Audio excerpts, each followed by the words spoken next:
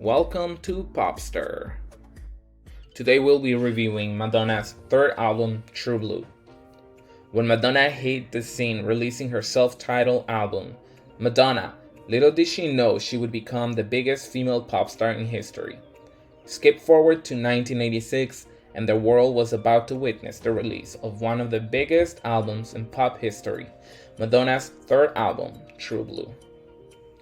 Before we continue, remember to subscribe, drop a like, and turn on your notification bell for more videos on your favorite pop artists. Nearly 20 months later, on the final day of June 1986, Madonna released Like a Virgin's highly anticipated follow-up, True Blue. At the time, it was only a small change, but you could already see a shift in Madonna's image, one of many reinventions that were to come. Although the songs are still provocative and particularly in one case proved very controversial, the message that defined the album was more substantive and less superficial. You could see proof of this on the album cover. Madonna would exchange her sex vixen aesthetic for a more classic, glamorous, and refined. The album would become Madonna's love letter to her then husband, Sean Penn. One of the album's 9 songs, 5 would be released as era-defining classics. Papa Don't Preach, written by Brian Elliott. It was based on an overheard teenage girl's gossip. The album's final single, La Isla Bonita, had been written for Michael Jackson. He turned it down, and Madonna took it. And she was right to. The song gave her her 4th UK #1 and made her the female artist with the most #1 singles in the British charts, a record she still holds today. In pop culture, we've been fortunate enough to witness some great icons, all the way from the 1950s to now, although nowadays the word iconic gets thrown around like it's nothing. When I say iconic, I mean artists who have conquered the masses and have had hits for many years, from Elvis to the Beatles, Michael Jackson, Whitney Houston, Janet, and of course, Madonna. Truly iconic artists are the ones who could reach to people of all ages, of all genders.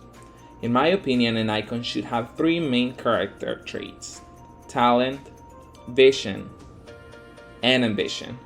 It means walking between the fine line that could break or make their careers. The Who's That Girl tour would help promote the album.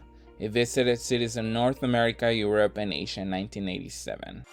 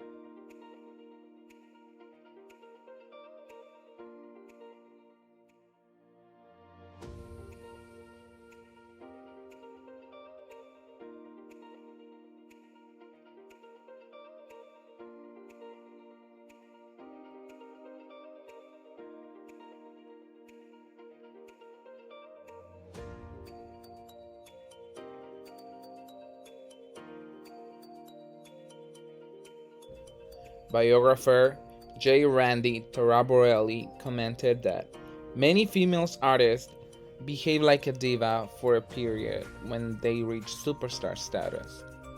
and the Who's That Girl tour marked the beginning of Madonna's. It is also noted for giving rise to the term New Madonna, a strong and more intelligent sexual image of her former self, which had given rise to the term Madonna wannabe.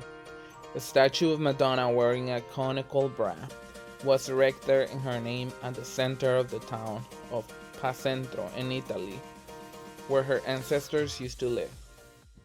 Madonna transformed the concept of a concert tour being focused on the songs. She turned her Who's That Girl tour into a multimedia blitz technique by including songs, dancing, choreography, videos, big screens, backdrops, not to mention the subtle preaching and messages that made singing a secondary quality for concert goers.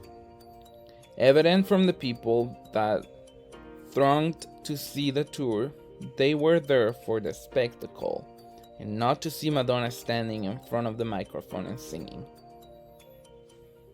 And I always said to people, like, no matter what I play, she can find something that cuts right through the middle of it melodically.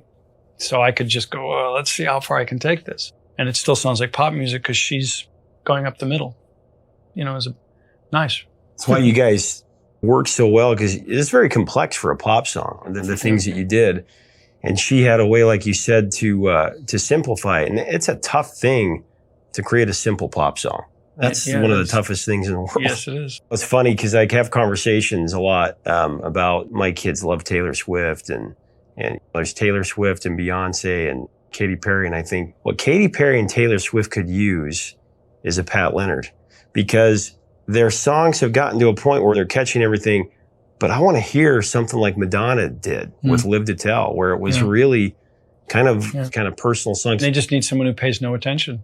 Who can do some interesting chord changes and isn't paying attention at all. And then they do their thing. I mean, really, that's the way to do it. You can't think it. You can't manufacture it. You can't. It's a circumstance where my interest was not in writing 3-minute pop songs, which is why Live to Tell was 6 minutes long. And so it was like a prayer. Yeah. You know what I mean? Like, that's how long it took. And, I just got really lucky. And I think she did too, because it created something bigger than the sum of its parts, however that saying goes. Madonna's True Blue was not only successful, it was inspirational. She was setting new trends. It was making a new age in the pop music, an age where you could build your own little world within each album. This is what she was doing. She was staying entertaining and interesting. Even though these days Madonna is most likely to be attacked than appreciated, for years she endured mockery of her refusal to behave according to what society deems proper. Among these, it could be easy to forget how influential she has been, all the way from fashion, music, the way tours are conducted nowadays. The pop landscape would not be what it is today without Madonna. Thank you for watching. Please subscribe if you enjoyed this video and drop a like.